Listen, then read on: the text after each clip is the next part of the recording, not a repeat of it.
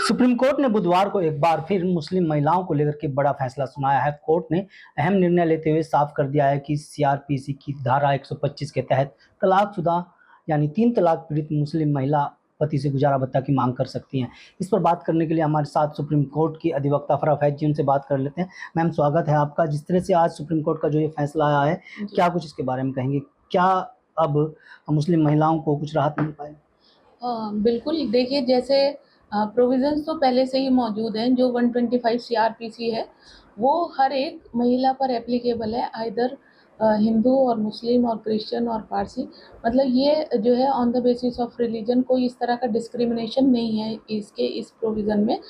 और लेकिन लोगों का मानना ये था कि अगर कोई महिला मुस्लिम है, तो वो गुज़ारा भत्ते की 125 सीआरपीसी में हकदार नहीं है, बल्कि उसको जो गुज़ारा भत्ता मिलेगा वो 1986 में शाहबानो के वर्डिक्ट के बाद में जो एक्ट फ्रेम हुआ था, protection of rights of Muslim women on her divorce, तो उसके अकॉर्डिंग मिलेगा।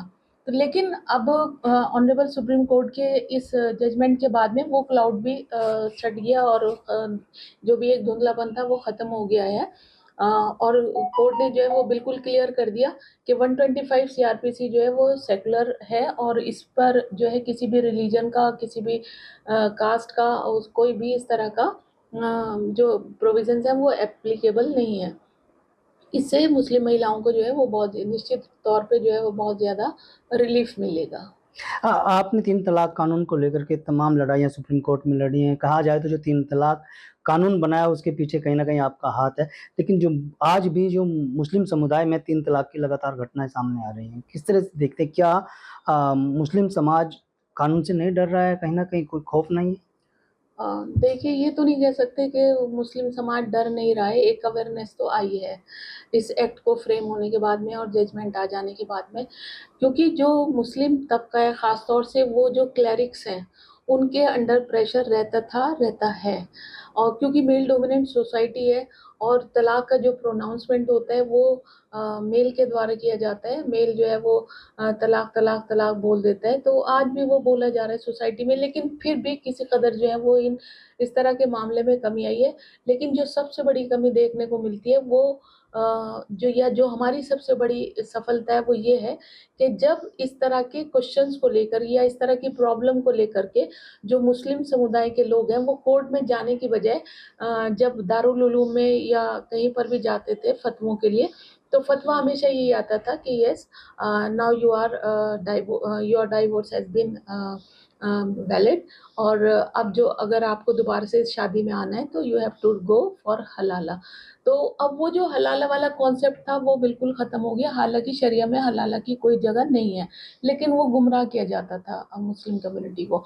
तो वो एक मिसगाइडिंग जो थी वो ख़त्म हो गई।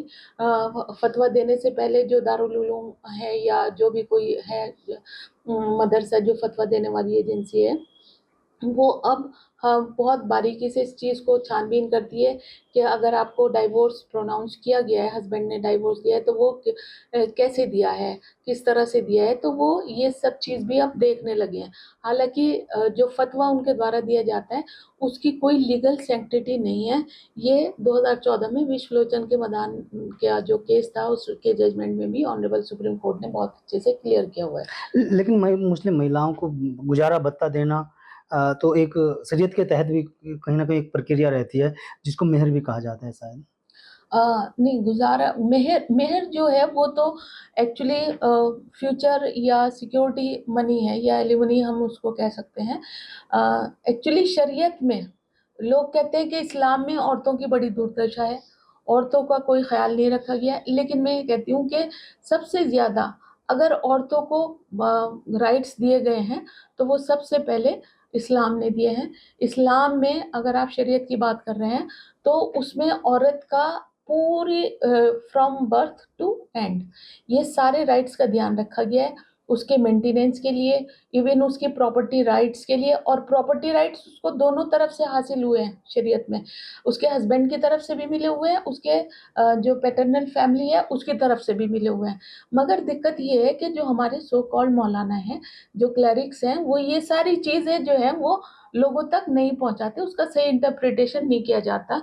और लोग इस चीज़ के लिए अवेयर नहीं है, इसलिए इस्लाम को भी बुरा समझा जाता है और शरीयत की आड़ में जो इस्लाम के ठेकेदार हैं या धर्म के ठेकेदार हैं वो अपनी दुकानें चला रहे हैं और दुकानें चलाने की वजह से जो है वो लोगों को गुमराह किए रखते हैं, जबकि ऐसा कुछ है नहीं। जो आज फैसला आया है सुप्रीम कोर्ट से, इस फैसले के बाद कहीं ना कहीं देखा जाए तो कोई कमी आ पाएगी जो 3 तलाक के मामले हैं, क्योंकि कमी तो पहले से है जब से 3 कानून बना, लेकिन बावजूद उसके लगातार कहीं ना कहीं ऐसी घटनाएं हो रही हैं जो 3 तलाक मुस्लिम महिलाओं को दिया जाए। देखिए 3 तलाक में तो तभी कमी आएगी जब लोग जो हैं वो शरिया अदालतों को छोड़ करके और जो हमारे ये नेतागण हैं जैसे असदुद्दीन ओवैसी हो गए, इस तरह के जो नेतागण ये लोगों को मिसगाइड करे रखते हैं, बहकाए रखते हैं, उन सब के बहकावों में से निकल के, मौलानाओं के बहकावों में से निकल करके, जैसे all India Muslim personal law board है, जमीयतुल उलमा हिंद है, इस तरह की जो एजेंसीज़ हैं जो लोगों तक सही बात नहीं पहुंचाती,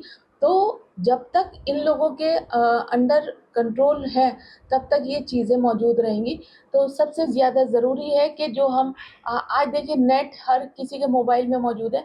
आज आप सेल्फ स्टडी कर सकते हैं, कंपैरेटिव स्टडीज़ कर सकते हैं और देख सकते हैं आपकी क्या प्रॉब्लम है, उसका क्या रेमेडी है। तो अपना डिसीज़न आप खुद लीजिए, जो फ़तवा है वो क्या है, वो एक एडवाइस ही तो है, वो कोई जजमेंट या ऑर्डर नहीं है कि आप पे बाइंडिंग ही है। लेकिन वो एक एडवाइस है, आप माने ठीक है, नहीं मान रहे तब भी ठीक है। अब जैसे मान लीजिए आप चोरी करते हैं, चोरी के जो शरिया लॉ है उसमें है कि आपके हाथ जो है वो काट दिए जाएँ, तो किस पे अप्लाई हो रहा है? किसी पे नहीं अप्लाई हो रहा, ना कोई आवाज़ उठाता, तो इससे चोरी करना तो नहीं रुक गया।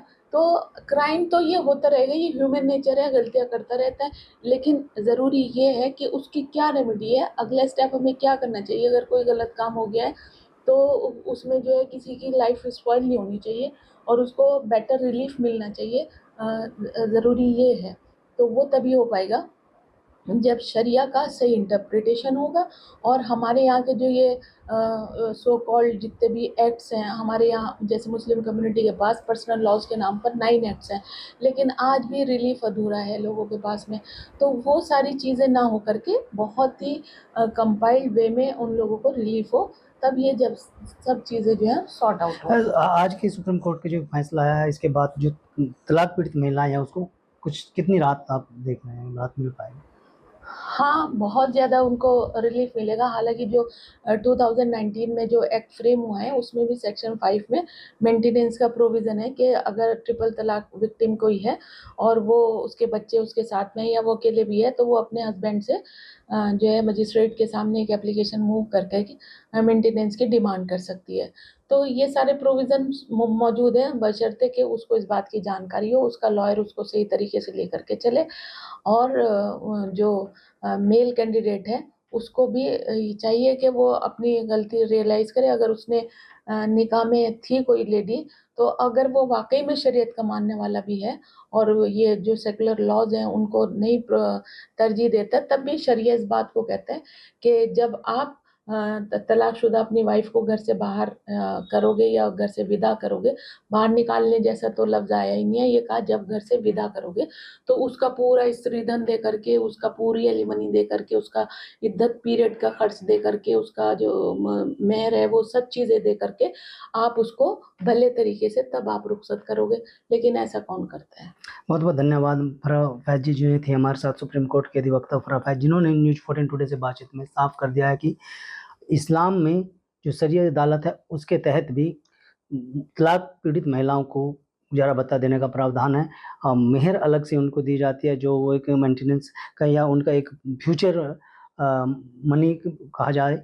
तो ये सब चीज़ें हैं, लेकिन मुस्लिम महिलाओं को भी अब जागरूक होना पड़ेगा और आगे आना पड़ेगा। अगर उनको कोई भी शख्स यानी उनका पति तलाक देता है तो तलाक के खिलाफ उनको लड़ाई लड़नी होगी, क्योंकि सरकार अब 3 तलाक के खिलाफ कानून तो पहले ही बना चुकी है, लेकिन अब जो सुप्रीम कोर्ट का फैसला आया है इस पर भी सरकार अमल करेगी। और कहीं ना कहीं देखा जाए तो इस फैसले के बाद अब जो 3 तलाक की घटनाएं हो रही हैं उनमें कमी रहेगी। वीडियो के बारे में आपकी क्या राय है, हमें कमेंट में जरूर बताएं। अगर आप ये खबर फेसबुक पर देख रहे हैं तो वीडियो को लाइक करके पेज को फॉलो करें। इसके अलावा अगर आप इस खबर से यूट्यूब के जरिए जुड़े हैं तो चैनल को सब्सक्राइब करके बेल आइकन दबाना बिल्कुल ना भूलें। नमस्कार।